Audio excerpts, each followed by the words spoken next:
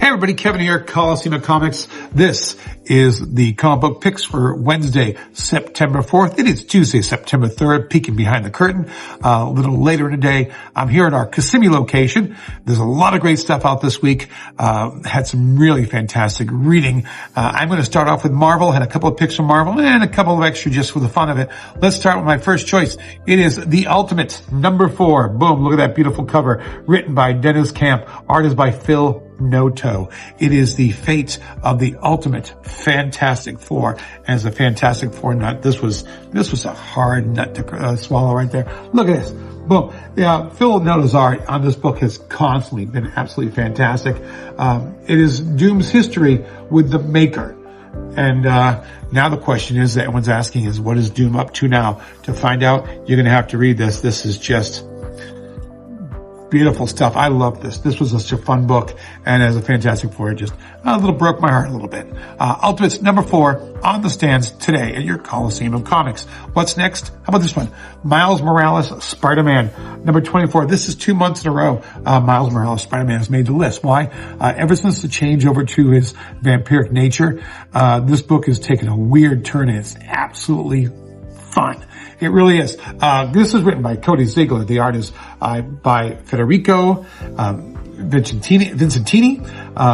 It's Miles versus the Vulture. And I tell you, when I was reading this reminded me back in the day, as old people say, the Amazing Spider-Man 100 to 102. That's the 6-armed Spider-Man day that was written by Stan Lee, and the art was by Gil Kane.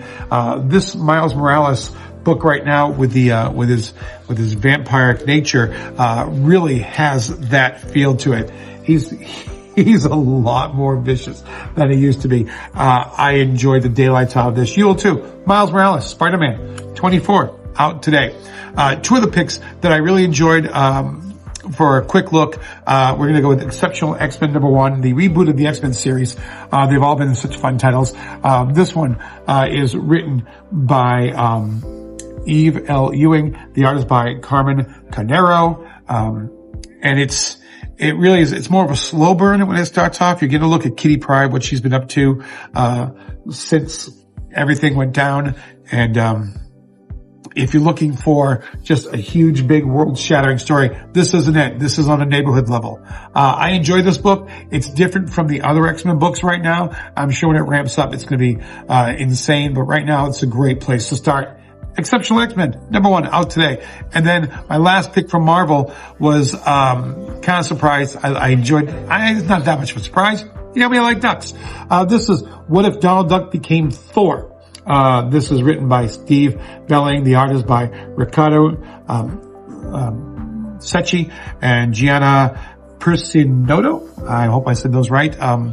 What made this book different? Because we just had What If Donald Became Wolverine last month, and I'll be honest, I enjoyed this one way more because it sticks very close to the original Thor story, and they do some clever nods to it. So this book is definitely worth picking up if you're a Thor fan, if you're a Duck fan. It doesn't do the thing where they go, oh look, it's Mickey Hawkeye.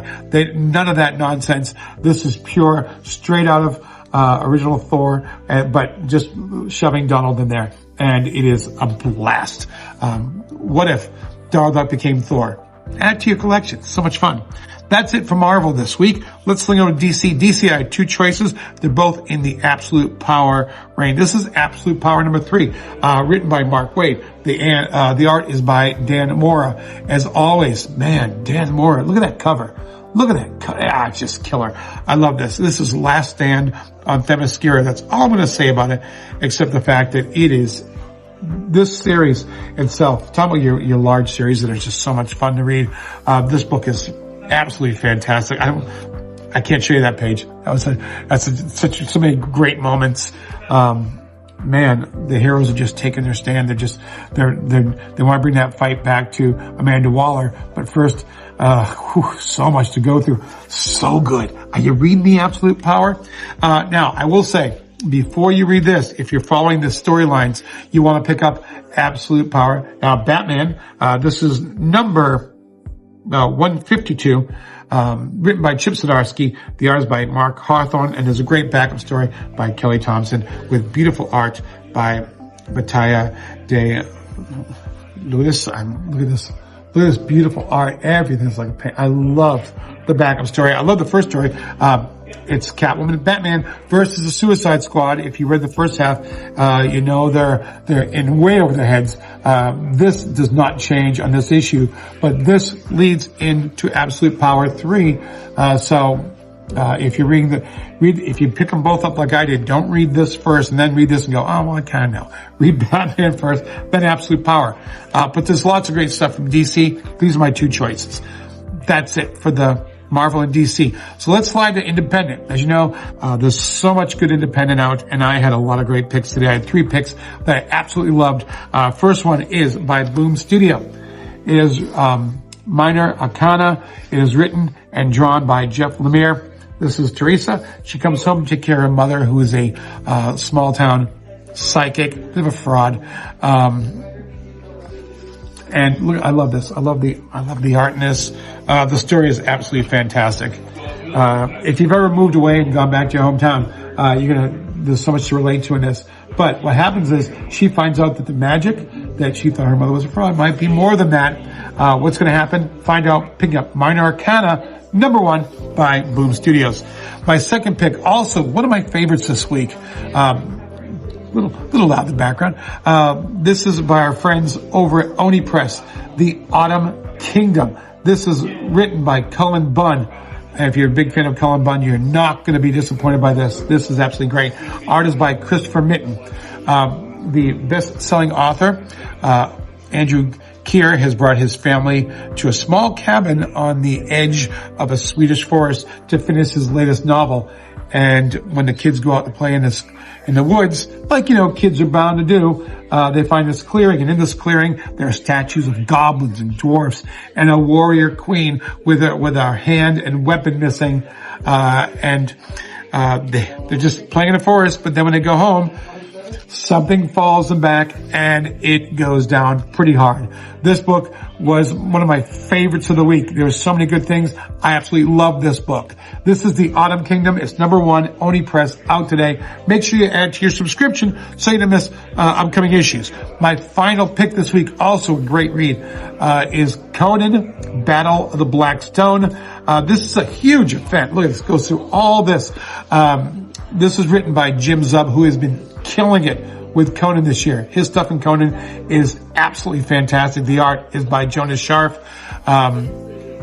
This has all of Robert E. Howard's characters coming together. It's not just Conan. You got Solomon Kane. You got Dark Agnes de Chastillon. You've got Elborak. You've got Professor John Kurman.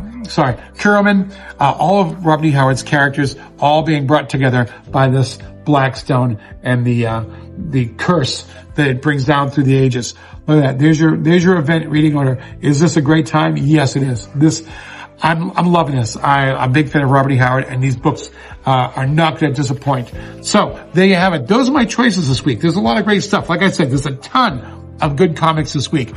What do you need to do? You need to make sure you leave your house, get down to a Coliseum of Comics, pick up all the stuff you love, find some new stuff. Holy crap, there's so much new stuff out there. Don't let it go by. Don't sleep on some titles that you may not. If you're just a DC guy, go to Marvel. If you're just a Marvel guy, go to DC. And then along the way, stop at independent and pick up some fun stuff and find some new books to love, because that's what comics are about, my friends. Go out, find the stuff you love, make sure you add to your subscription, and then sit back, relax, read, enjoy, because you're an adult. You can do what you want, and what you want to do is read comics. We know that. We do. So that's it for me this week. I will see you next week. Until then, happy September, and I will see you in the stores.